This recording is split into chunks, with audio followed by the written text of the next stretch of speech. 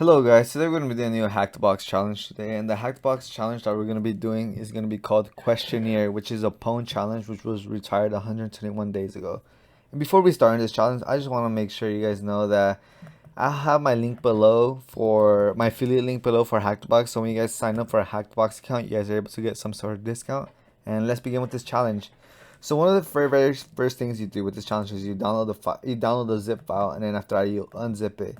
And the two things that you'll get is test.c and test. These are the two main things you'll get from this zip folder. And then after that, it tells us we need to connect to this IP with this port. And with most Pwn challenges, the way you connect to it is usually a tool called netcat. So that's what we're gonna be used. So in your command line, just type NC, and after that, copy and paste whatever was there, and just delete the semicolon and add a space. So what this does, it connects to this IP to this port right here. So let's go. And once we start here, let's see. And it looks like a set of questionnaires are being asked for us. So it says right here, is this a 32-bit or a 64-bit file? I'm guessing that's what it's telling us to check. So to check for that, we mostly just had to run file and then the name of the file. So file test. That's the name of the executable file. So file test. And that's the very first thing we get. It says right here it's a 64-bit executable file, running file. So is this a 30? So we'll answer this with 64-bit, and we got it correct. Now the next thing, what's the linking of the binary, static or dynamic? And looking at through file test, it looks like it is dynamic. So we'll just type dynamic. Correct.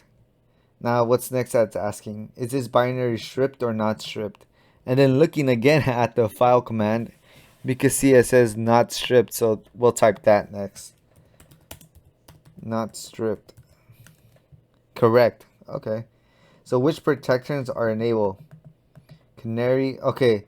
Checking for connections for the most part. There's many ways you could use this. There's many different tools, but the one that I use personally, I just use Pwn tools, which is a Python module or a Python library. So I'll just go my solve.py, and from here you can see I did from Pwn import all, and then from the tools I import from Pwn tools is ELF, and this is gonna tell us the type of protections are enabled. So I'll just show it again, and I'll just cat it, see if you guys can get a good look. From Pwn import all ELF, and I'll just run it. So Python 3 and then solve.py, and it's gonna tell us the information so which protections are enabled.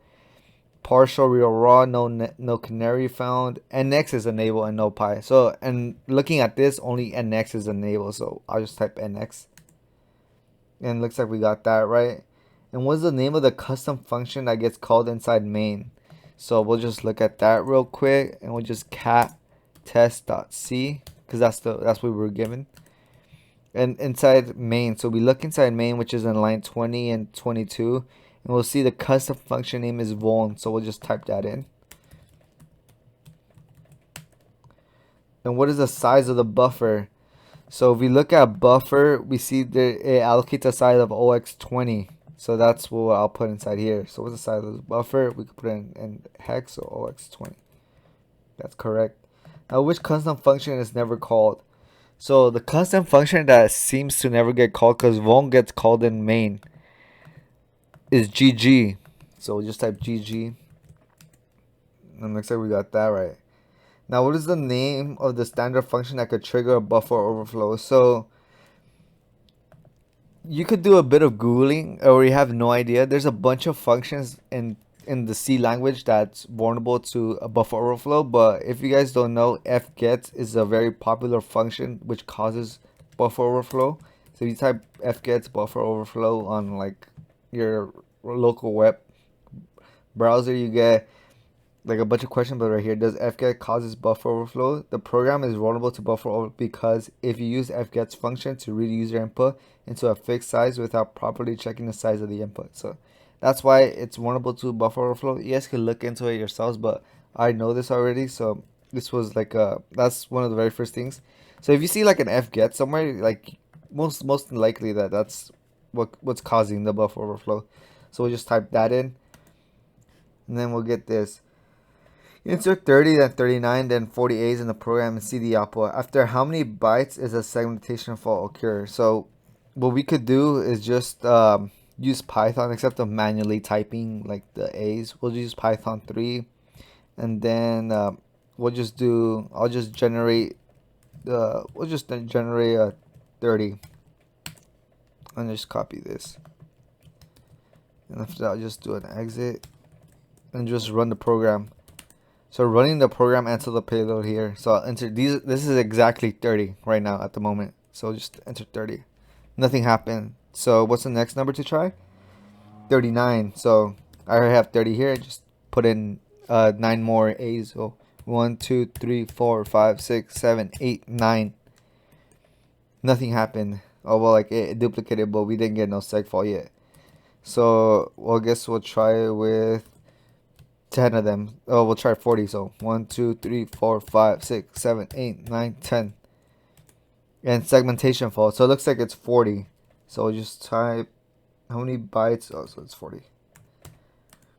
That's correct. And what is the address of GG functions in hex? So what's the address of this? There's many ways you could get this. You could put this on a tool called Ghidra, but since it's just asking for the address, we could use a tool called GDB for this case. And GDB is just like a debugger on your terminal. I think most Linux machines should have this tool, but who knows.